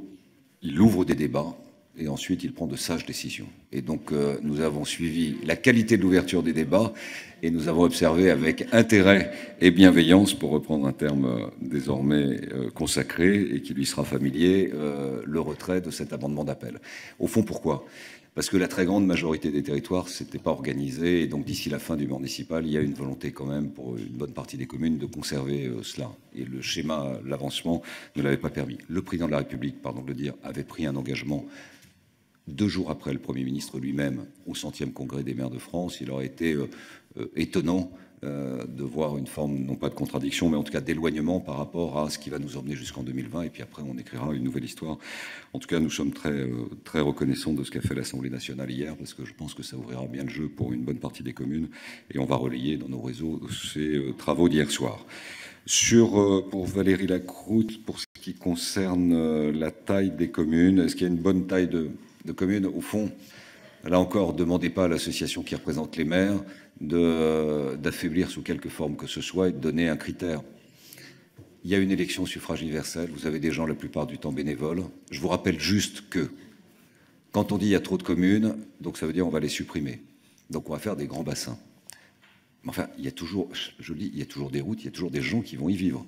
On ne va pas délocaliser, on ne va pas faire des pogroms, on ne va pas faire des déménagements, on ne va pas faire des ponts aériens, on ne va pas sortir les gens de chez eux, puis on ne va pas les installer dans les zones où il y a des services publics ou du commerce. Ils seront toujours là. Vous aurez toujours la grand-mère du pâtissier, du médecin qui sera dans le lieu-dit à 25 km et au mois de décembre, quand il y a la neige qui tombe, il faudra quand même toujours déneiger ces routes. Vous aurez toujours ces routes et vous aurez toujours le même kilométrage. Donc vous aurez toujours des dépenses publiques de fonctionnement. La question est de savoir si c'est porté, alerté par des gens bénévoles, élus, qui souffrent, mais pour qui c'est une dignité, une élévation d'exercer ça, ou des fonctionnaires à distance, qu'ils soient d'État ou de collectivité territoriale EPCI, à 20, 30, 40 km. Moi, je vous dis, si on est dans une logique budgétaire, même la logique budgétaire arrivera à primer plutôt sur les bénévoles. Pour une simple raison, c'est qu'un fonctionnaire, il arrive à 25 ans, il sort à 62 ans, il a une espérance de vie de 20 ans. Son coût budgétaire pour l'État sur ce cycle de vie sera d'1,8 million. Rapporté sur le même nombre de mandats par des élus différents ou le même, ce sera 350 000 à 400 000. Donc c'est un rapport de 1 à 4. Voilà. Donc qu'on arrête avec ce truc, il y a trop de communes, qu'on fasse des communes nouvelles, qu'on fasse de l'interco, etc. Mais qu'on arrête ce discours. Parce que c'est un péché contre l'esprit comptable. Et j'ajoute que c'est une erreur au regard de ce que représentent nos communes. En tout cas, vous ne pouvez pas demander à l'AMF d'épouser les contours de ce type de discours. Donc pour nous, il n'y a pas de taille commune, et de taille de commune, taille minimale. J'ajoute que l'AMF, le principe, c'est un maire, une voix. Donc qu'on soit maire de Paris ou maire d'une commune de 10 habitants ou 20 habitants, c'est la même voix, parce que c'est la représentation de la commune qui s'exprime par la voix de son maire dans le rassemblement des maires de France. Véronique, sur les problèmes de représentativité, oui, c'est un sujet. Alors je mets bien de côté la question des communes nouvelles et celle des conséquences interco XXL versus post-loi NOTRe, post-directive Lebranchu, post-calendrier accéléré 2017, bref, les nouvelles interco, où là, il y a un problème de représentativité. Alors, il y a des présidents d'interco qui ont trouvé des bonnes réponses. C'est, au fond, soit faire des conférences des maires quand les maires n'ont pas été désignés par leur commune pour se représenter, donc au moins les maires sont au courant de ce qui se passe pour l'avenir de leur commune, soit, on est un certain nombre à l'avoir fait, tous les 3 mois, aller dans les communes membres de l'EPCI, faire un point régulier, rapporter. Voilà. Moi, je pense que c'est une question de disponibilité, d'état d'esprit, d'attitude. En tout cas, il faut que tout le monde soit au même niveau d'information pour ensuite faire le bon choix, qu'il soit au conseil municipal ou au conseil communautaire. Sur la représentativité AMF, bon, j'ai un peu répondu à M. Robert Hoth. voilà, je pense que là-dessus, on n'est pas en décalage. Sur le couple commune-interco, je l'ai déjà dit. L'intercommunalité, c'est un fait incontournable. J'ajoute que, en fait, les maires n'ont pas attendu l'État ni les différentes lois pour faire de la mutualisation et du partenariat intercommunal. Ça existe depuis très longtemps. Après, il y a eu des étapes, ensuite il y a eu des changements. Mais l'interco, c'est pour les élus, c'est un fait qui est acquis, c'est du quotidien. C'est évident que l'intercommunalité est un élément d'avenir. Il n'y a plus un maire aujourd'hui qui imagine son avenir en dehors d'un partenariat intercommunal, en dehors d'une exigence de mutualisation, en dehors d'un meilleur ratio qualité-prix offert à l'usager du service public et aux contribuables. C'est quand même ça le sens de l'histoire. Après qu'on aille plus loin, c'est un peu la question de Marc Fesneau sur la question des communes nouvelles qui devient effectivement en 2020 nouvelle commune. Mais après tout, qu'est-ce qu'on a à dire? Il y a eu un texte, il y a eu des choix, les bassins de population sont organisés, ça représente près de 2 millions de personnes. Voilà, le seul point que l'on pourrait soulever, c'est ce que tu évoquais, Marc. Au fond, est-ce que la carotte fiscale a été suffisamment intéressante pour justifier cette accélération de l'histoire qui fait qu'aujourd'hui, il y a presque plus de 2 millions de personnes qui vivent dans ce qu'on appelle des communes nouvelles. Je pense que l'affaire de la préservation des dotations a accéléré, c'est sûr. Mais je pense que même sans ça, il y aurait eu quand même une forme d'appétence, peut-être pas aussi importante, mais je pense que ça a quand même répondu, et c'est pour ça que ça a bien marché, c'est pour ça qu'on est assez fiers de l'avoir porté, ça a quand même répondu à des demandes. Alors ce qui est intéressant, c'est géographiquement. Ça s'est énormément développé dans l'Ouest. Et en revanche, il y a des très très grandes réticences sur la façade Est, sur la façade Sud-Est. Donc plus vous allez vers l'Est, moins ça se développe. Allez savoir pourquoi, il faudra qu'on sonde un peu les âmes et les corps, voilà. Mais l'histoire, en fait, on n'est pas capable de le dire, c'est 2020, et c'est voir ensuite pour le prochain mandat comment ça se passera. Je suis d'accord avec toi, enfin, sur l'eau et la question des agences. J'ai pris cet exemple pour dire que c'est pas parce qu'on dit on gèle les dotations qu'il y a moins d'argent pour les territoires. Et j'ai pris un exemple d'actualité pour qu'il soit frappant. On est tout à fait d'accord. La question des remontées de nappes avec la problématique du mélange avec les réseaux d'assainissement est plus important aujourd'hui que le fait d'inondation qui amène à retirer quelques populations de zones dangereuses. Aujourd'hui, c'est ces remontées de nappes qui, dans la durée, nous posent des problèmes complets de gestion de ces réseaux d'assainissement. Ingénierie territoriale, oui. Alors attention, l'Agence des territoires, qui est une idée que nous avons portée à l'AMF, mais l'idée, c'était pas de refaire une tuyauterie, même si on voit bien que l'idée de l'État, ça va être de faire de cette agence des territoires une agence d'ingénierie au service des territoires. Nous, notre idée, c'était de dire, il y a un ANRU, une agence nationale de renouvellement urbain, qui a bien marché. Le cadre juridique lui a permis d'avoir l'autonomie, ça a été doté budgétairement, les parlementaires en discutaient, les gens de qualité étaient derrière, chaque territoire défendait valablement les quartiers qui étaient retenus, et à la fin, il y a eu de l'investissement, ça a produit, on a détruit des tours, on a résidentialisé, ça a marché. Ben, nous, on a dit, il faut la même chose pour les campagnes. Et donc, notre idée, c'était une ANRU des campagnes, donc c'était une agence de la ruralité. Et ça devient une agence des territoires, parce que ruralité, on ne sait pas très bien ce que ça veut dire, si on met les sous-préfectures, si on met les villes moyennes. Mais du coup, ça devient une espèce de tuyauterie d'ingénierie. Moi, je pense que ce serait bien que la délégation, quand même, regarde ça de près, avec un principe simple, c'est que quand on dépense 1 euro pour la ville, on dépense 1 euro pour la campagne. Voilà, c'était ça l'idée. Et c'est cette idée-là qui doit se retrouver dans l'agence des territoires. Il peut y avoir de l'ingénierie. Ça, ce sera très bien et ça aidera les territoires parce qu'on en manque cruellement. Mais il doit y avoir également de la dotation budgétaire. Et c'est là où le bras de fer avec Bercy, Monsieur le Président Fesneau, doit s'engager pour que cette agence ait la même efficacité que la fille de Jean-Louis Borloo, qui s'appelle l'ANRU et qui a été objectivement un exemple de politique publique décentralisée, déconcentrée et très, très adaptée. Bernard Perrus sur toute réforme doit être juste et sur le qui fait quoi, oui, bien sûr. La loi NOTRe, de ce point de vue, pour répondre à une question, a été vécue du côté des maires comme une source de grande inquiétude. Et je réponds à la question, le chiffon rouge pour l'AMF, tout en étant association des présidents d'intercommunalité, c'est évidemment l'élection au suffrage universel direct des conseillers communautaires. Parce que nous considérons que cette élection au suffrage universel direct, c'est la fin des communes. Or, nous, on se bat pour la vie des communes, on se bat pas pour la mort des communes. Qu'il y ait une question spécifique sur les métropoles qui le demandent dans un cadre métropolitain et qui engendre également une question spécifique sur le maintien ou non du statut conseil départemental dans le périmètre de ces métropoles, c'est autre chose. Mais que ce soit généralisé, la vérité, c'est que sur la loi NOTRe, à la fin des fins, on a éviter une deuxième lecture avec un accord en CMP, grâce au Sénat, relayé par l'AMF évidemment, qui a shooté justement cette élection au suffrage universel des conseillers communautaires. C'est peut-être la différence que l'on peut avoir avec telle ou telle association structurelle. La DCF, je pense, est plutôt pour. La position de l'AMF est naturellement plutôt contre, mais même totalement contre. Moi, pour aller très très vite sur la question de la démission éventuelle d'élus locaux, moi je crois que la question qui se pose, c'est les grandes intercommunalités XXL. Aujourd'hui, vous êtes conseiller municipal, vous n'êtes pas dans une intercommunalité, clairement, c'est très problématique. Alors, il y a des endroits où ça se passe parfaitement bien, parce que les présidents d'interco sont très démocrates. Il y a réellement un débat public, il y a des commissions thématiques au sein desquelles toutes les communes sont présentes. Il y a d'autres endroits où c'est très compliqué et toutes les compétences ont été quasiment transférées à l'intercommunalité. Donc, je pense que c'est aussi de notre devoir au niveau de l'AMF de faire connaître les bonnes pratiques des intercommunalités. Voilà, comment améliorer la chose. Après, sur la question du statut de l'élu, je pense que, comme tu disais, François, autant il y a des élus qui ont été élus pendant 30, 40 ans, je pense que la nouvelle génération ne voudra pas l'être pendant autant de temps. Mais pour qu'il y ait des nouveaux élus, je pense qu'il faudra les former. Donc on a parlé évidemment de ces agences d'ingénierie, ok, mais le statut de l'élu, le droit à la formation et surtout former les futurs élus, c'est absolument indispensable. Voilà.